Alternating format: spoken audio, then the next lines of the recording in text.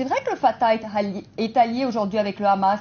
Qu'est-ce que vous dites à vos alliés du Hamas? Vous dites continuer cette guerre contre Israël ou vous dites accepter un cessez-le-feu? Non mais laissez-moi comprendre.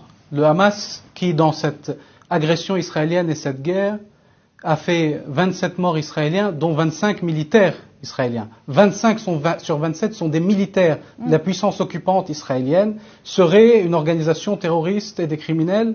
Et ceux qui ont fait 530 morts, dont 90% de civils, dont plus d'une centaine d'enfants, serait le pays civilisé dans ce conflit? Notre gouvernement d'unité nationale s'est fait sur la base de nos engagements internationaux. Il s'est fait pour que nous puissions avancer vers la voie de la paix, mais aussi vers la voie de la libération nationale palestinienne, qui est la condition de la paix. Sur quelle base est faite la coalition israélienne actuelle d'extrême droite? Est-ce qu'elle n'est pas faite sur la base de l'occupation et de la colonisation? Comment allons-nous ramener le Hamas vers des positions politiques plus modérées? Si en 10 ans de présidence de Mahmoud Abbas, ce gouvernement israélien a construit plus de 100 000 colonies sur nos terres, comment allons-nous les ramener alors que cette puissance occupante israélienne détient en otage 6 000 prisonniers palestiniens? Comment nous allons convaincre notre peuple que le gouvernement israélien actuel est un partenaire pour la paix et non une puissance occupante et un gouvernement d'apartheid, quand ce gouvernement d'apartheid continue la construction du mur, fait des incursions dans nos villes, en Cisjordanie même, continue à tuer des Palestiniens et des enfants? Qu'est-ce que nous allons leur dire aujourd'hui aux Palestiniens, nous qui avons défendu ce projet de la paix et ce projet de la libération par les voies politiques et pacifiques?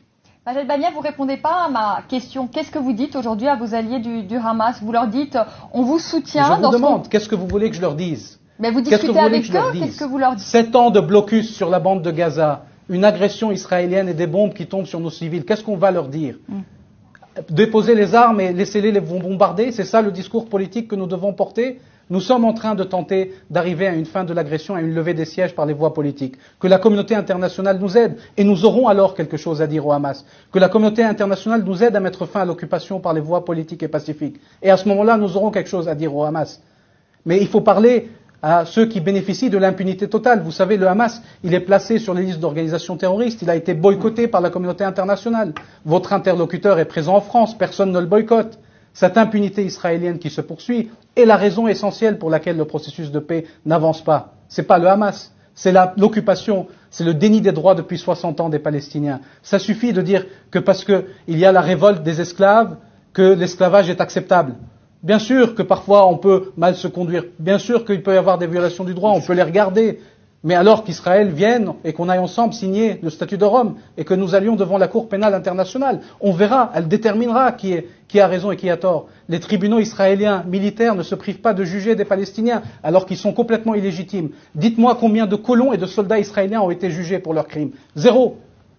Donc on arrête avec cela. Il y a une puissance occupante qui met fin à l'occupation. Nous avons 530 morts.